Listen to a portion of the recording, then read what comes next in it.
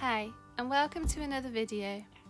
My name is Kate and I'm an abstract landscape artist based in South Yorkshire. Today I'm going to share a few art books with you which I use as sources of inspiration. So grab a cup of something and get cosy, and I'll flip through these books with you.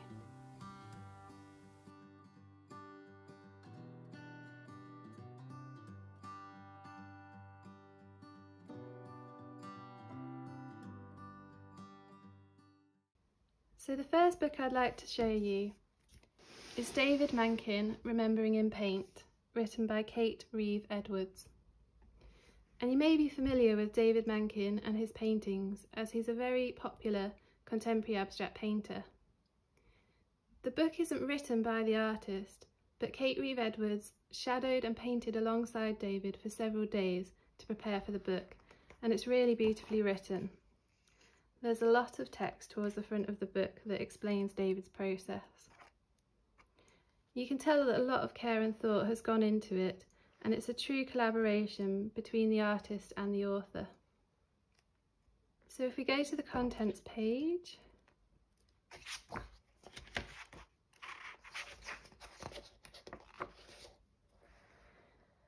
I feel like the book is really well structured.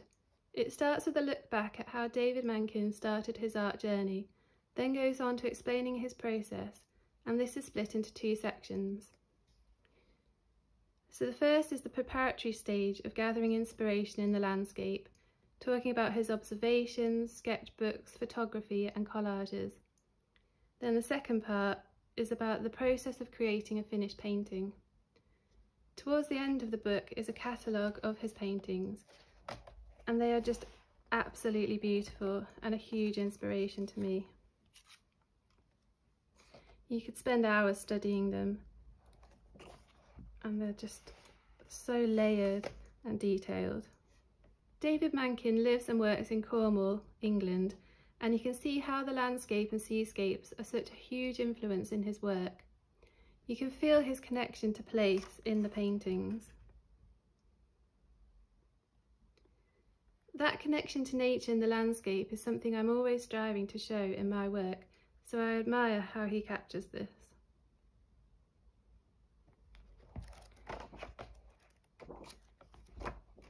The book explains his working practices in depth, from his use of sketchbooks out in the Cornish landscape, how he uses peripheral vision and different viewpoints, such as a bird's eye view, to convey a place, and how he distorts the scale of visual elements such as the lichen on rocks to create an interesting composition. He also explains the process of creating a finished piece is often a struggle, and how his paintings sometimes go through many stages of destruction and reworking. So I'll flip through his paintings quickly, but I don't want to show you everything in case you'd like to get the book too and uncover your own treasures.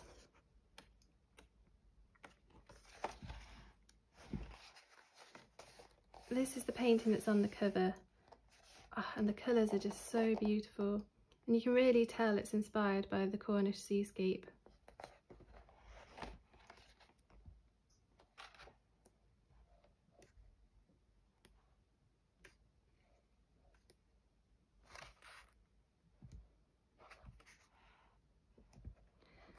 I really love his gestural marks.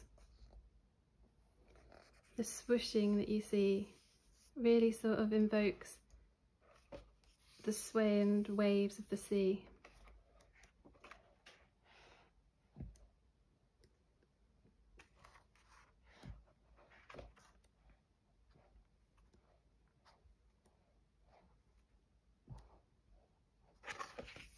I love this one because this sort of reminds me of the moon phases. It's just always that connection to nature that I get from his paintings.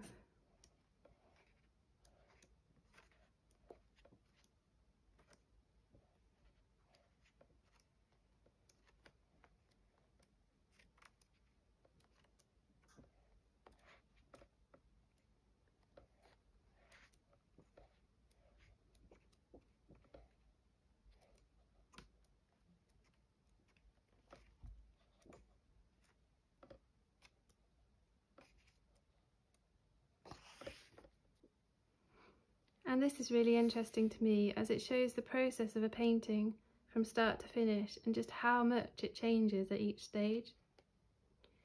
He'll do some very bold moves that might be a risk, it might ruin the painting, but it might also bring it all together.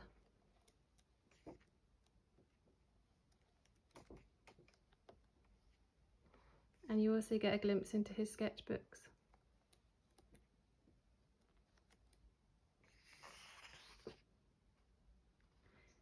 He also often uses objects that he finds along the shoreline and incorporates them into his pieces, which is really interesting.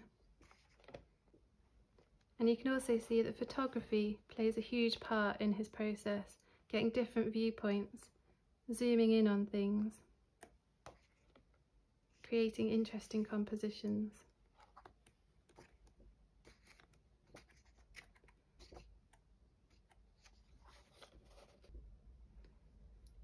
Just a really lovely book, and I'd highly recommend it to anyone who's interested in abstract contemporary artwork, or just anyone really who's interested in an artist's process.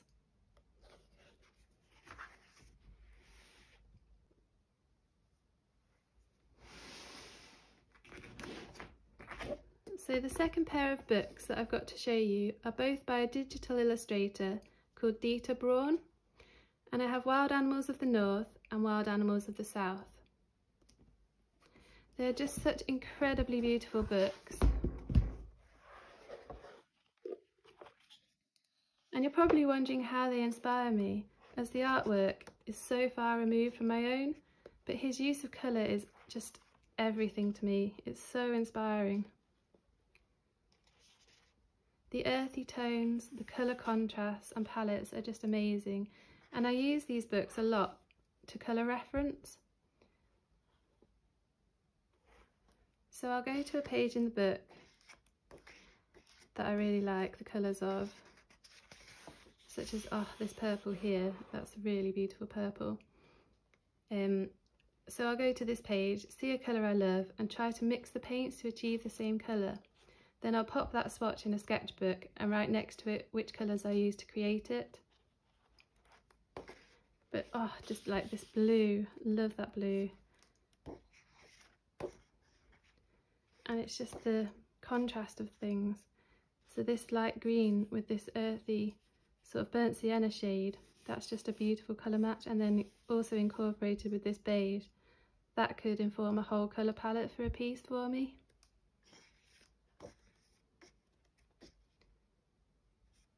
These blues. So that was in Wild Animals of the North. And then Wild Animals of the South. Oh, I mean, just that palette alone, I could create a whole composition with this palette.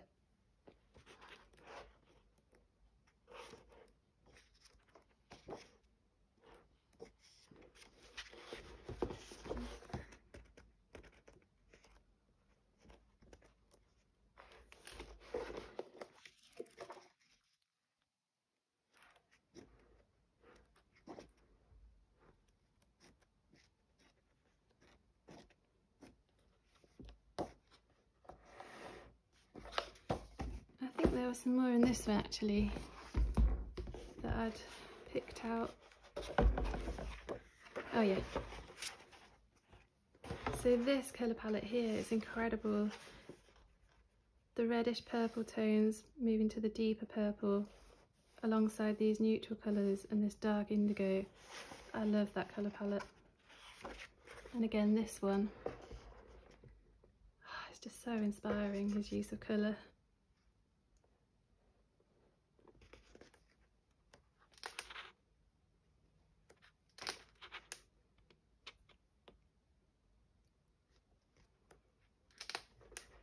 I've not really read any of the text in these books, but these do look like really informative, and I think they would be great gifts for kids too. Oh, I just love his illustrations so much.